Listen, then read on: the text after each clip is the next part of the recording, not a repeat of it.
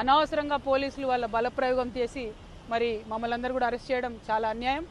ఒక పక్క చాలా అక్రమంగా నడి మూసీలో కడుతున్నటువంటి పెద్ద బాబుల బిల్డింగ్లను వదిలిపెట్టి పేదవాళ్ళ బిల్డింగ్లను కూలగొట్టడం అన్యాయం. బీఆర్ఎస్ ప్రభుత్వం ఇచ్చినటువంటి ఆ పర్మిషన్ను కాంగ్రెస్ కొనసాగిస్తుంది. ఆనాడు జరిగిన అవినీతిని వీళ్ళు కూడా ఈనాడు కొనసాగించడం అల్టిమేట్గా పెద్దల పక్షాన ప్రభుత్వాలు ఉన్నాయని చెప్తున్నారు.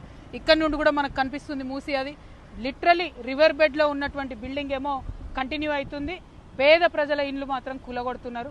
వెలుగుమట్లలో ఇల్లు కూలిపోయినటువంటి అక్క చెల్లెలు అన్నదమ్ములు ధైర్యంగా ఉండాలి, మేమంతా మీ పక్షాన ఉంటాం. అదేవిధంగా కుత్బుల్లాపూర్లో మూసీ పరివాహక ప్రాంతంలో చుట్టుపక్కల రకరకాల చోట్ల పేదవాళ్ళ ఇండ్లు కూల్చేశారు. వాటన్నిటికీ కూడా మూల్యం చెల్లించుకోవాల్సి వస్తుంది ఈ ప్రభుత్వానికి. ఇది అన్యాయం, అక్రమం, దారుణం.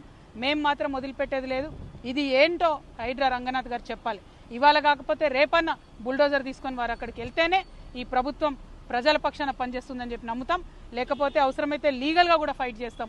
వేరే వాళ్లకు 30 మీటర్స్ రూల్ ఉంటే ఈ ఒక్క 2-3 బిల్డింగ్లకు మాత్రం ప్రభుత్వ పెద్దల అండదండలతోని 9 మీటర్స్ 5 మీటర్స్లో ఉంటే కూడా ఎట్లా కడతారని చెప్పి లీగల్గా కూడా జాగృతి ఫైట్ చేస్తుందని నేను తెలియజేస్తున్నా. Thank you. జై తెలంగాణ, జై జాగృతి.